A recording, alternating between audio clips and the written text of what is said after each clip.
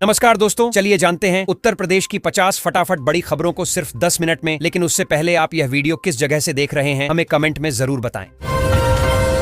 गर्मी ने हालात इतने बिगाड़ दिए कि स्कूलों का टाइम बदलने की तैयारी शुरू हो गई। कई जिलों में प्रशासन सुबह जल्दी क्लास कराने पर विचार कर रहा है। इससे बच्चों को लू से बचाने में मदद मिलेगी और अभिभावकों की चिंता भी कम होगी, क्योंकि दोपहर की तेज धूप में बाहर निकलना मुश्किल हो रहा है।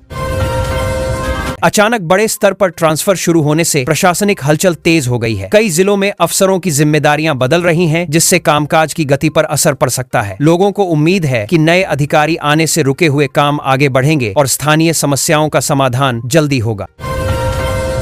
रिजल्ट को लेकर इंतजार अब आखिरी दौर में पहुंच गया है। यूपी बोर्ड ने तैयारियां लगभग पूरी कर ली हैं और जल्द ही नतीजे जारी हो सकते हैं। छात्र और अभिभावक लगातार अपडेट देख रहे हैं, क्योंकि इसी रिजल्ट पर आगे की पढ़ाई और करियर की दिशा तय होने वाली है।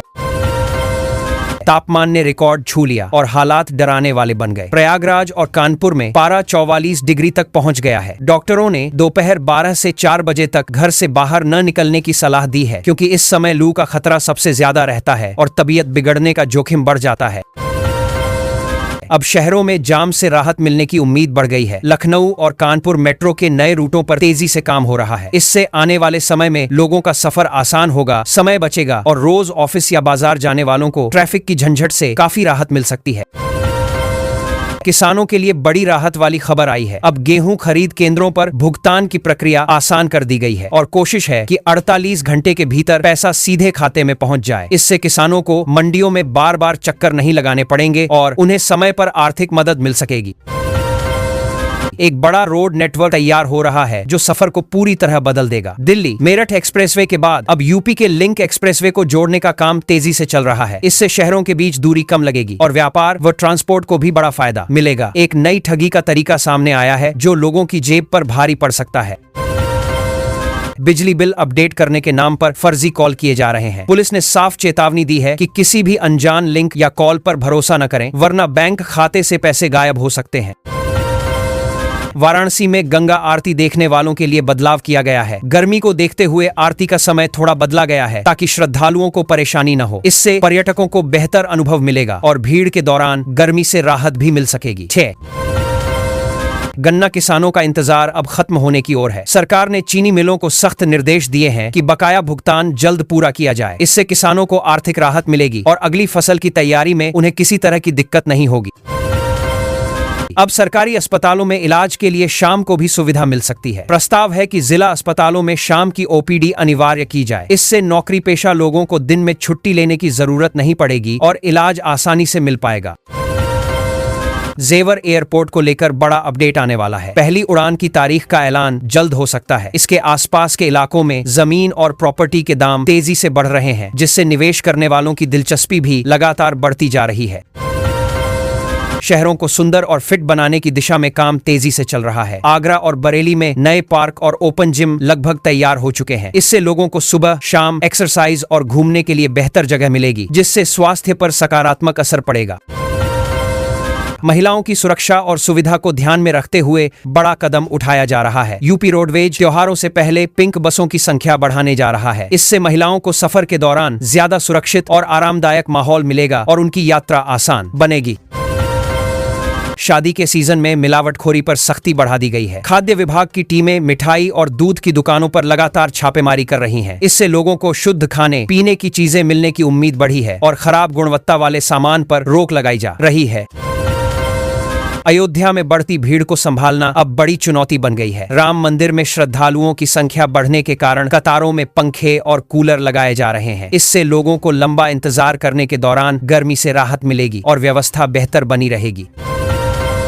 रोजगार की तलाश कर रहे युवाओं के लिए मौका सामने आया है। इस हफ्ते अलग अलग जिलों में रोजगार मेले लगाए जा रहे हैं। यहाँ कंपनियां सीधे इंटरव्यू लेकर भर्ती करेंगी, जिससे युवाओं को नौकरी पाने का आसान रास्ता मिल सकता है। पानी की कमी ने लोगों की परेशानी बढ़ा दी है। बुंदेलखंड के कई इलाकों में सप्लाई बनाए रखने के लिए टैंकरों की संख्या बढ़ाई गई है। इससे गांवों और कस्बों में पानी पहुंचाने की कोशिश तेज हुई है, ताकि लोगों को रोजमर्रा की जरूरतों के लिए संघर्ष न करना पड़े। शहरों में ट्रैफिक कंट्रोल करने के लिए नया प्लान लागू होने वाला है। नोएडा और गाजियाबाद में ई रिक्शा के लिए अलग नो एंट्री जोन बनाए जा रहे हैं। इससे सड़कों पर जाम कम होगा और यातायात व्यवस्था ज्यादा व्यवस्थित तरीके से चल सकेगी। पेंशन लेने वालों के लिए जरूरी अपडेट सामने आया है। अब वृद्धावस्था और विधवा पेंशन के लाभार्थियों को KYC कराना अनिवार्य कर दिया गया है। अगर समय पर यह प्रक्रिया पूरी नहीं हुई तो पेंशन रुक सकती है, इसलिए सभी को जल्द से जल्द यह काम पूरा करना होगा।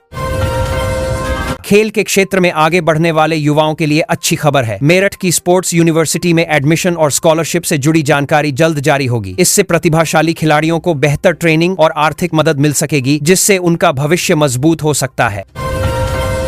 पशुपालकों के लिए नई योजना राहत लेकर आई है। गाय और भैंस पालने वालों को अब कम ब्याज दर पर लोन दिया जा रहा है। इससे छोटे किसानों को अपने पशुपालन व्यवसाय को बढ़ाने में मदद मिलेगी और उनकी आय के नए रास्ते खुल सकते हैं। घर बनाने की सोच रहे लोगों के लिए खर्च बढ़ने की खबर आई है। ईंट और सीमेंट के दाम बढ़ने से निर्माण लागत 10 से 15% तक बढ़ सकती है। इससे बजट बिगड़ सकता है और लोगों को अपने प्लान में बदलाव करना पड़ सकता है। सोशल मीडिया पर फैल रही अफवाहों पर अब सख्त नजर रखी जा रही है। यूपी पुलिस ने डिजिटल वॉलंटियर्स की टीम सक्रिय कर दी है, जो गलत जानकारी फैलाने वालों पर तुरंत कार्रवाई करेगी। इससे ऑनलाइन माहौल को सुरक्षित और भरोसेमंद बनाने की कोशिश की जा रही है। राजनीति में माहौल अचानक गर्मा गया है। महिला आरक्षण बिल को लेकर योगी और अखिलेश आमने सामने आ गए हैं। दोनों तरफ से तीखे बयान दिए जा रहे हैं और आरोप प्रत्यारोप लगातार बढ़ते जा रहे हैं, जिससे सियासी पारा और ऊपर चढ़ गया है। बिजली उपभोक्ताओं के लिए राहत भरी खबर आई है। सरकार ने पुराने मीटर हटाकर नए स्मार्ट प्रीपेड मीटर लगाने के फैसले को फिलहाल रोक दिया है। इससे लोगों को अतिरिक्त खर्च और नई तकनीकी झंझटों से राहत मिल गई है और उपभोक्ताओं ने भी राहत की सांस ली है। रेलवे ने एक ऐसा कदम उठाया है जो कई लोगों की जिंदगी बदल सकता है। उत्तर मध्य रेलवे के 29 स्टेशनों पर दिव्यांगों को ऑटोमेटिक टिकट वेंडिंग मशीन संभालने का मौका दिया जा रहा है। इसके लिए आवेदन मांगे गए हैं, जिससे रोजगार के साथ साथ आत्मनिर्भरता भी बढ़ेगी। किराना दुकानों से अचानक गायब हुआ केरोसिन अब लोगों को परेशान कर रहा है। पहले आसानी से मिलने वाला यह नीला तेल अब मुश्किल से मिल रहा है। बताया जा रहा है कि इसका इस्तेमाल अब दूसरे कामों में ज्यादा होने लगा है, जिसकी वजह से आम लोगों को इसकी कमी झेलनी पड़ रही है। महिलाओं के लिए एक अच्छी खबर सामने आई है। स्वयं सहायता समूह से जुड़ी महिलाओं को अब सरकार कैंटीन और मार्केटिंग सेंटर खोलने के लिए मुफ्त जगह देगी। इससे वे अपना काम शुरू कर सकेंगी और अपने पैरों पर खड़ी होने का मौका मिलेगा। लखनऊ ने एक बड़ी उपलब्धि हासिल की है। सौर ऊर्जा के मामले में शहर देश भर में नंबर 1 बन गया है। रूफटॉप सोलर इंस्टॉलेशन तेजी से बढ़े हैं, जिससे बिजली की बचत के साथ पर्यावरण को भी फायदा मिल रहा है और दूसरे शहर भी इससे सीख ले रहे हैं। शिक्षा के क्षेत्र में बड़ा बदलाव होने जा रहा है। सर्वोदय विद्यालयों में अब बच्चों को फ्री पढ़ाई के साथ हॉस्टल और आधुनिक सुविधाएं भी मिलेंगी। इससे गरीब और ग्रामीण इलाकों के बच्चों को बेहतर मौके मिलेंगे और वे आगे बढ़ सकेंगे। गंगा एक्सप्रेसवे को लेकर बड़ी तैयारी चल रही है। 29 अप्रैल को प्रधानमंत्री नरेंद्र मोदी इसका उद्घाटन करने वाले हैं। यह प्रोजेक्ट प्रदेश की कनेक्टिविटी को मजबूत करेगा और लोगों की यात्रा आसान बनाने में बड़ी भूमिका निभाएगा।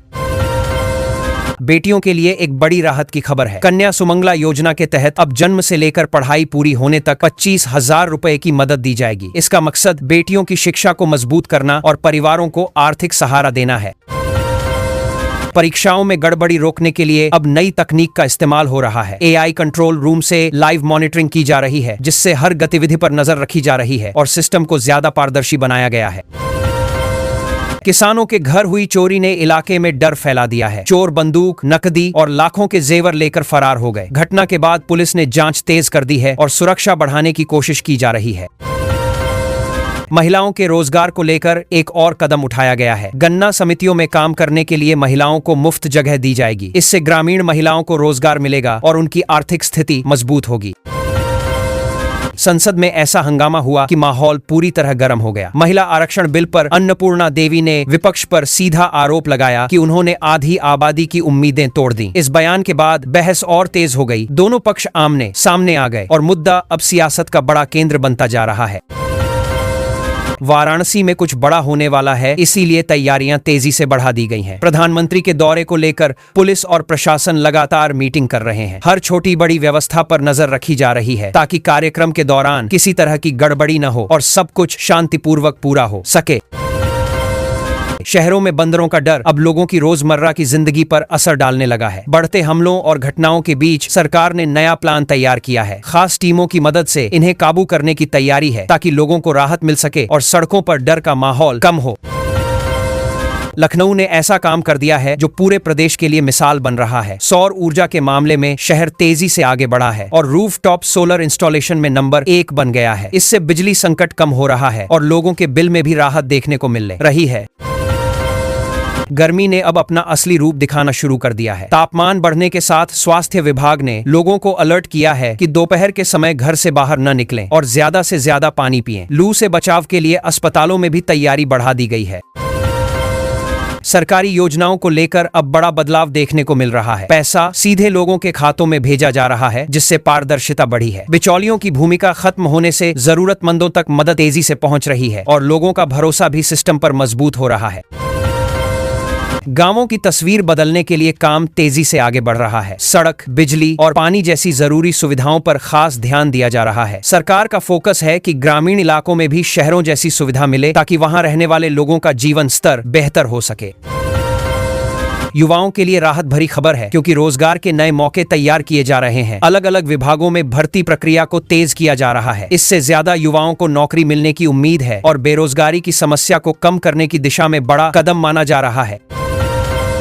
स्कूलों में अब पढ़ाई का तरीका बदलने की कोशिश हो रही है। आधुनिक सुविधाएं जोड़ी जा रही हैं और अच्छे शिक्षकों की व्यवस्था की जा रही है। इसका मकसद है कि बच्चों को बेहतर शिक्षा मिले और वे आने वाले समय के लिए पूरी तरह तैयार हो सकें। अस्पतालों में अब सुविधाएं बढ़ाई जा रही हैं ताकि मरीजों को बेहतर इलाज मिल सके। डॉक्टरों और स्टाफ की संख्या बढ़ाई जा रही है और नई मशीनें भी लगाई जा रही हैं। इससे इलाज में तेजी आएगी और लोगों को समय पर सही इलाज मिल पाएगा।